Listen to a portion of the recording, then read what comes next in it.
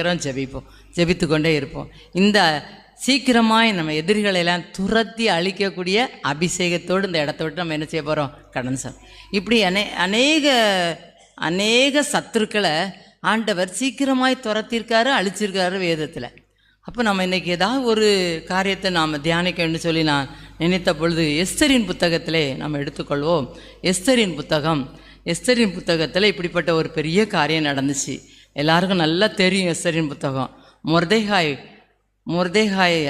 ஆமான் என்னெல்லாம் வேலை பண்ணணுமோ அப்படிலாம் என்ன செஞ்சிட்டு இருந்தான்? எதிரியாக துரத்தி அழிப்பதற்கு பல திட்டங்களை என்ன செஞ்சிட்டு இருந்தான்? தீட்டி கொண்டிருந்தான். அந்த சூழ்நிலையில் தான் ஆண்டவர் அவர்களுக்கு அநேக காரியங்களை கற்றுக் கொடுத்து ஆண்டவருக்குள்ளாக தைரியமாக அவர் அந்த எஸ்தரும் மொர்தெகாயும் செயல்பட்டதுனால அந்த எதிரியை ஆண்டவர் என்ன செஞ்சிட்டாரு? எதிரியை மட்டும் அழிக்கலை, எதிரிகளையே என்ன செஞ்சார்? அழித்தார். சூசான் நகரம் என்ன செஞ்சது? கலங்கி போச்சு. அந்த எந்த நாளில் இவங்களுக்கு ஆண்டவருடைய பிள்ளைகளுக்கு களிப்பு மகிழ்ச்சி என்ன செஞ்சது? உண்டாச்சு. காரணம் என்ன தெரியுமா?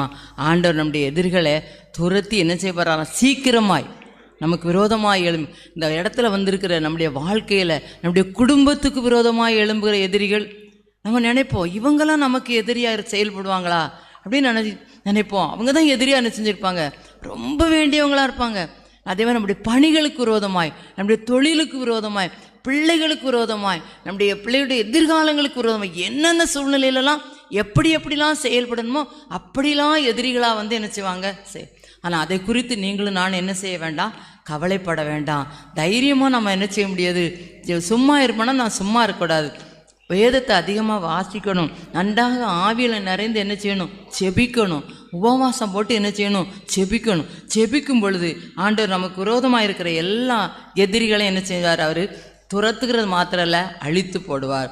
எஸ்தரின் புத்தகத்தில் 3ஆம் அதிகாரத்தை நம்ம எடுத்தோம்னு சொன்னால் 8வது வசனத்தை யாராவது வாசிக்கலாமா? 8வது வசனம். அகாஸ்வேர் அதான். ம் ம் ம் ம் ம் ம் ம் ம் ம் ம் ம் ம்